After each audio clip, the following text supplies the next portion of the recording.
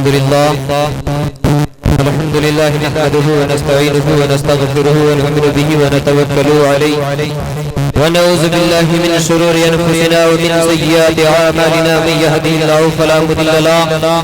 ومن يضلله فلا هادي له ونشهد أن لا إله إلا الله وأشهد أن محمدا عبده ورسوله أما بعد فأعوذ بالله من الشيطان الرجيم ببركة بسم الله الرحمن الرحيم ولا تقولوا لمن يقتل في سبيل الله أموات صدق الله العظيم وبلغنا رسوله النبي الأمين الكريم ونحن على ذلك لمن الشاهدين والشاكرين والحمد لله رب العالمين. آئیے تیزی کے ساتھ نبی کی بارگاہ میں درود پاک کا نذرانہ پیش کری پاؤ نبینا مولانا محمد مبارک صلو علیہ اللہ تعالی علیہ. میں نے جس وقت محفل کا آغاز ہوا تھا اس وقت وعدہ کیا تھا تو ادھر سے اجازت ہو گیا کہ جو آپ بولے تھے نیا کلام سنائیں گے تو وہ سنانا. تو بھائی میرے پاس تو نہ تو شان علی غیابی کی طرح آواز ہے نہ سلام جیسا جگر ہے بلکہ جو کچھ بھی ہے نبی کا غلام کا سینہ ہے. آئیے اسی میں سماعت فرمائیں. اے زمانے دیکھ جا کرے کربلا کی ریت پر اے زمانے دیکھ جا کرے کربلا کی ریت پر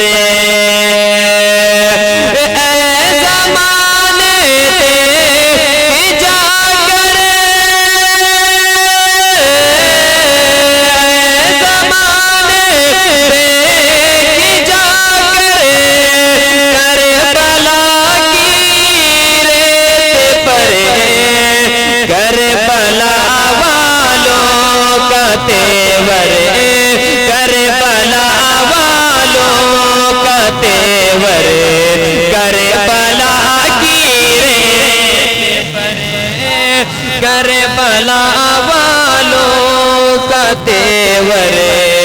کربلا کی ریت پر. اور یہ اگر آپ عالم تصور میں سوال کریں گے کہ اے امام حسین آپ نے تو اسلام کو زندہ کر دیا تو امام حسین یہی جواب دیں گے کہ اے مسلمانوں میں نے تو ایسا زندہ کیا ہے کہ قیامت تک اسے کوئی مٹا نہیں سکتا. فرمائیں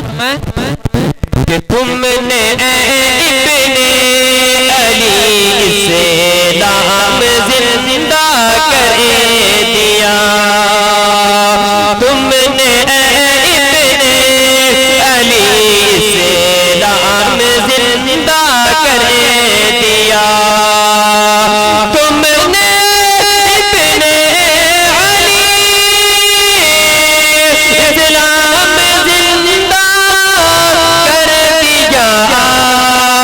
دل پر گھر بار لٹا کرے دل پر گھر بھر لٹا کرے کربلا کی ریت پر دل پر گھر بھر لٹا کرے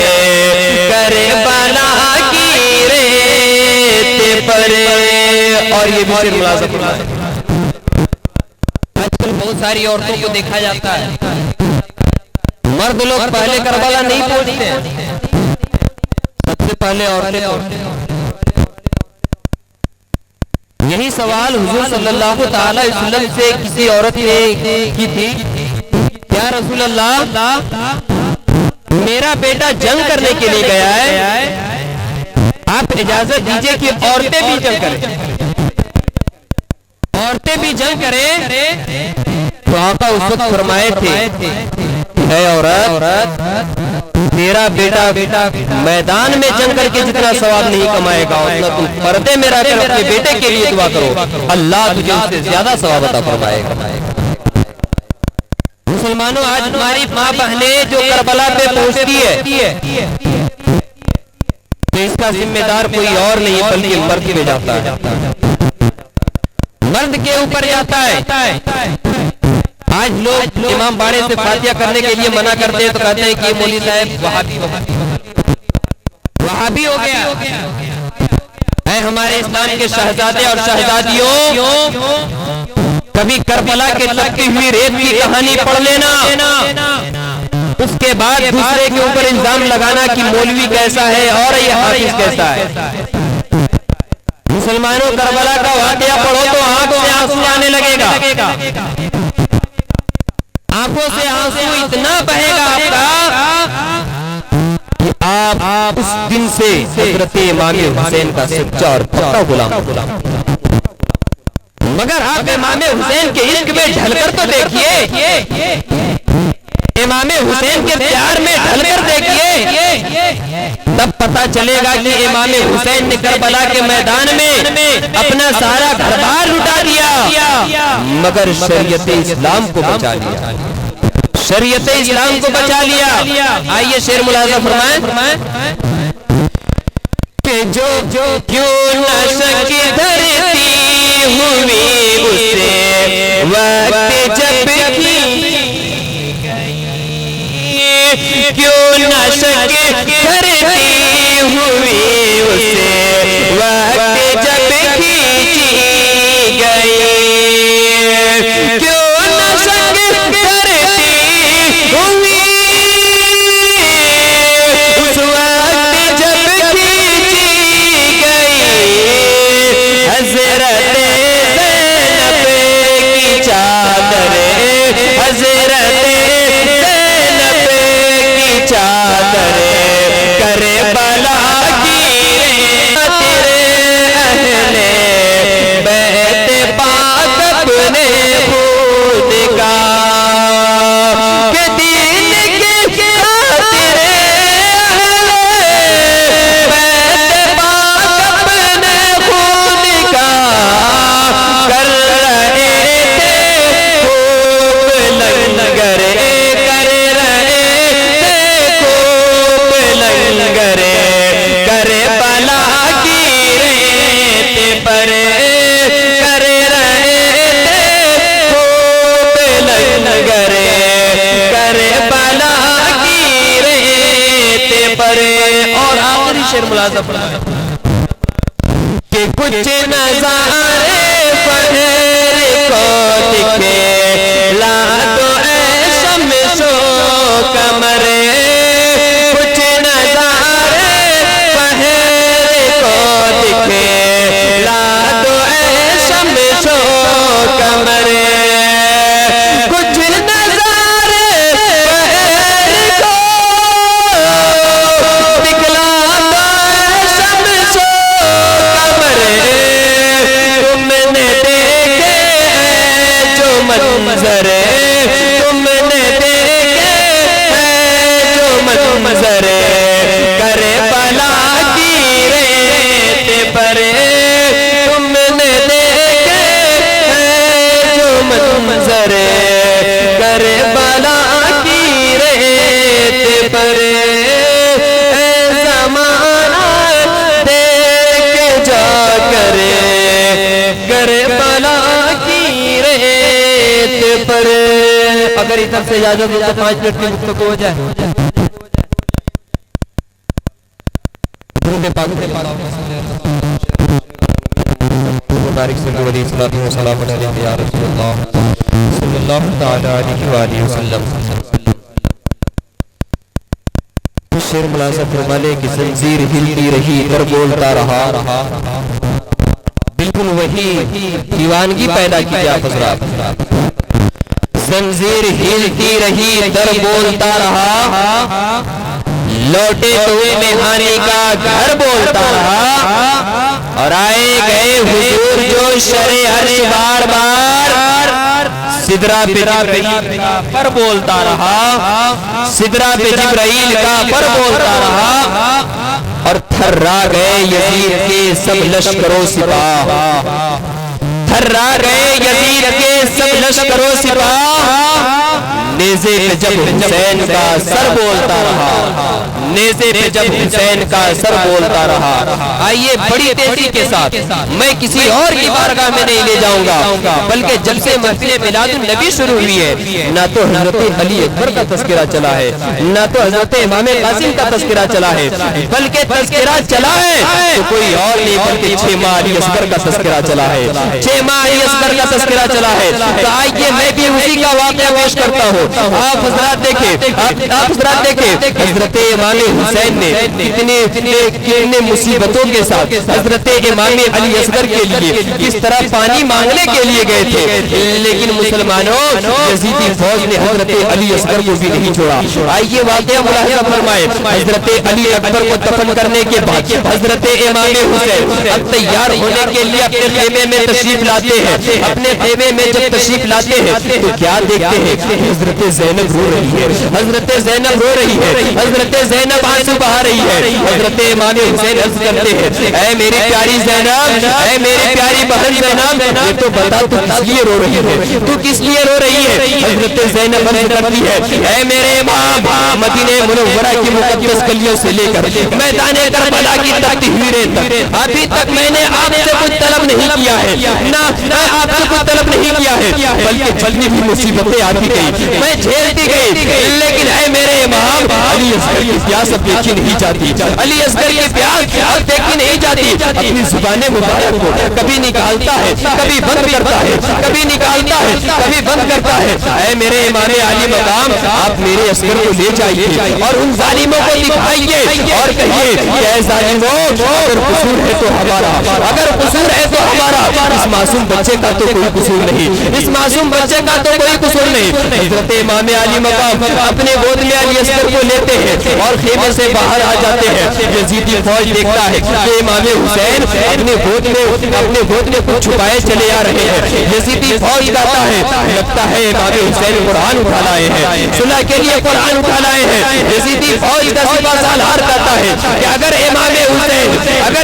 حسین بیعت کرنے کے لیے قرآن لا رہا ہے، اگر بیعت کرنے کے لیے قرآن لا رہا ہے اور وہ بیعت کرنا چاہتا ہے تو اس کا خیر مقدم کرنا، اس کا خیر مقدم کرنا، اور اگر وہ بیعت کیے بغیر صلح کرنا چاہتا ہے تو پھر قرآن کا بھی لحاظ نہ کرنا۔ اللہ اللہ مسلمانوں، کربلا کا میدان دیکھیے، وہاں پہ یزیدی فوج نے قرآن کی بھی بات کہتی ہے، وہاں پہ یزیدی فوج نے قرآن کی بھی بات کہتی ہے۔ حضرت امام حسین جب لشکر یزید کی طرف بڑھتے ہیں، اپنے گود میں حضرت علی اصغر کو چھپائے ہوئے ہیں، اپنے علی اصغر کو چھپائے ہوئے جب لشکر یزید کے پاس آ جاتے ہیں تو عرض کرتے ہیں، اے ظالموں، اے زیاد، دیکھ میری جھولی میں میرا اصغر تڑپ رہا ہے،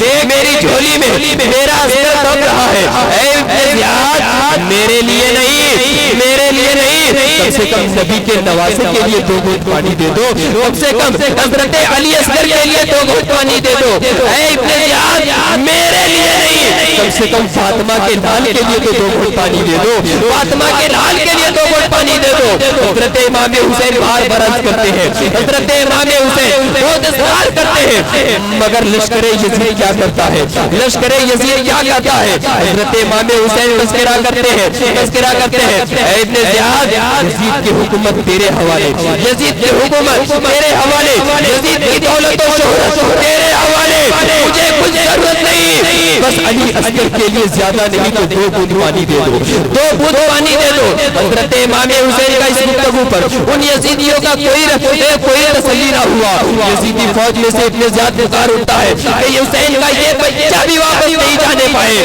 حسین کا یہ بچہ بھی واپس نہیں جانا پائے۔ حضرت امام حسین کے کانوں میں جیسے یہ آواز گونجتی ہے، حضرت امام حسین اپنے ننھے علی اصغر کو گود میں اور چھپانے کی کوشش کرتے ہیں، مگر یزیدی لشکر سے کوئی انسان ایسا تیر مارتا ہے کہ حضرت امام حسین کے بازو میں پیوست ہوتا ہوا حضرت علی اصغر کے گلے میں لگ جاتا ہے۔ حضرت امام حسین عرض کرتے ہیں، اے علی اصغر، اپنی زبان کو نکال، اپنی زبان کو نکال اور رب تبارک و تعالیٰ کو دکھا دے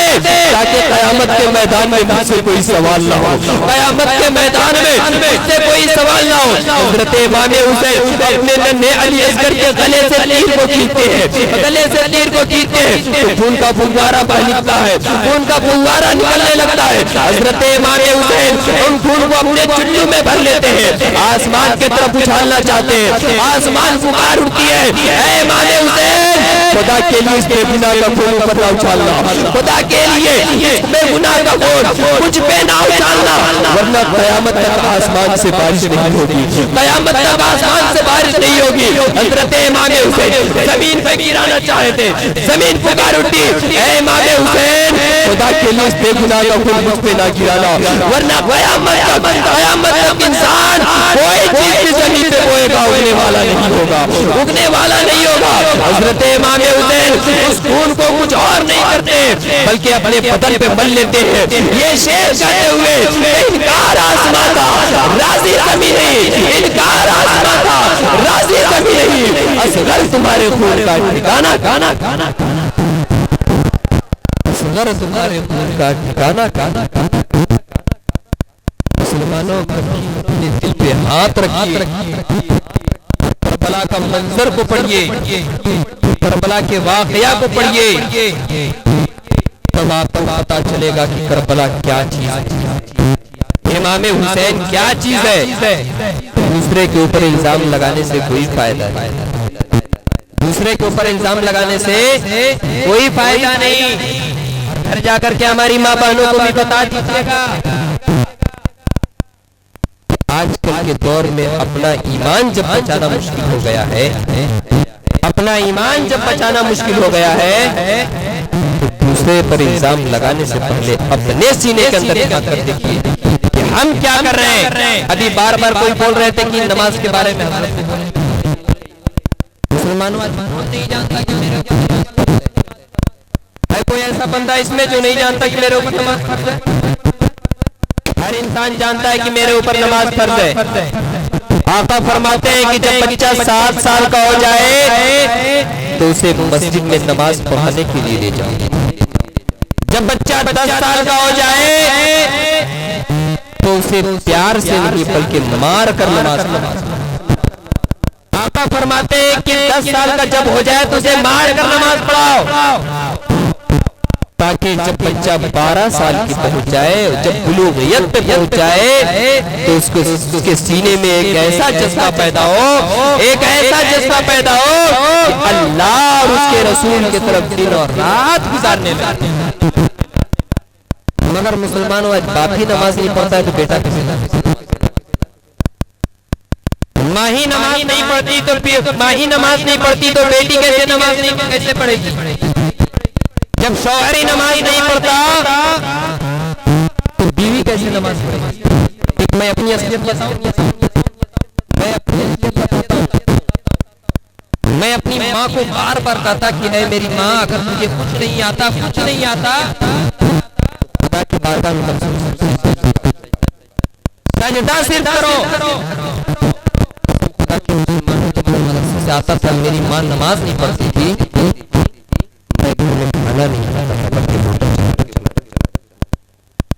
چلا جاتا تھا۔ ایک ایسا عرصہ گزرا کہ میں جس وقت میری دستار بنتی اس کے بعد قریب 1.5 مہینہ میں نے گھر میں رہا، 3 دن صرف میں نے کھانا چھوڑا، میری ماں خود نماز پڑھتی، 3 دن میں نے گھر میں کھانا چھوڑا، میری ماں خود نماز پڑھنے لگی۔ اب میں ماں سے پوچھتا ہوں کہ اے ماں یہ تو بتا نماز میں کچھ ملتا کیا؟ میری ماں یہی جواب دیتی ہے کہ بیٹا نماز میں کچھ ملے یا نہ ملے، نماز میری قبول ہو رہی ہے نہ ہو رہی ہے میں نہیں جانتا، مجھے تو بڑا سکون محسوس ہوتا ہے۔ اس لیے مسلمانوں آپ بھی اپنے گھر میں جائیے، اپنی ماں کو کہیے کہ اے میری ماں اگر آپ نماز نہیں پڑھے گی میں آپ سے بات کرنے کے لیے تیار نہیں رہوں گا، اگر آپ نماز نہیں پڑھے گی تو میں آپ کے ہاتھ سے کھانا نہیں کھاؤں گا۔ مسلمانوں کر کے دیکھو، ہر گھر میں نمازی پیدا ہو جائے گا، ہر گھر میں حضرت امام حسین کی بات حضرت زینب کی طرح ادا کرنے لگے رکھے گی. مسلمانوں کربلا کے میدان ہے, کربلا کا میدان ہے, حضرت زینب خیمے کے اندر ہے, باہر جنگ ہو رہی ہے, لیکن نماز کے وقت میں حضرت زینب نماز ادا کر رہی ہے, نماز ادا کر رہی ہے. اس لیے مسلمانوں آپ حضرات سے گزارش ہے, مسجد کو آباد کریے, اپنی ماں بہنوں کو کہیے, اپنی ماں بہنوں سے عرض کیجیے, اے میری ماں بہن نماز پڑھ, نماز پڑھ. اچھا ایک میرے اوپر اور ایک الزام کچھ لوگوں نے لگایا ہے, سنت پڑھتے ہیں اور نفل نہیں پڑھتے. آقا فرماتے ہیں کہ مسلمانوں جب تم نماز پڑھنے کے لیے جاؤ,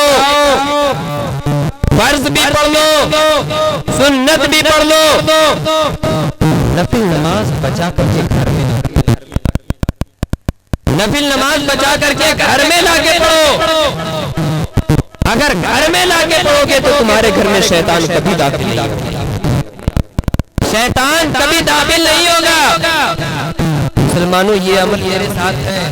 میرے میں بھی آ کے پڑھتا ہوں. اس لیے مسلمانوں آپ حضرات سے گزارش ہے, اپیل ہے, مسجد کو آباد کرنے کی کوشش کیجیے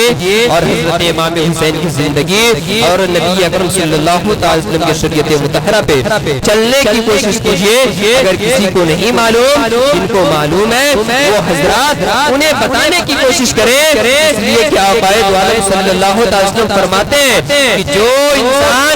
میری حدیث کو سنتا ہے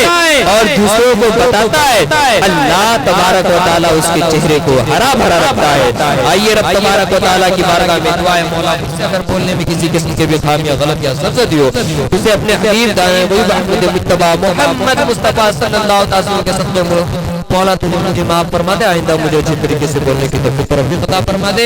آئیے قائد عالم صلی اللہ تعالی علیہ وسلم جب اس عالم دھرتی پہ تشریف لا رہے تھے, کائنات کا ذرہ ذرہ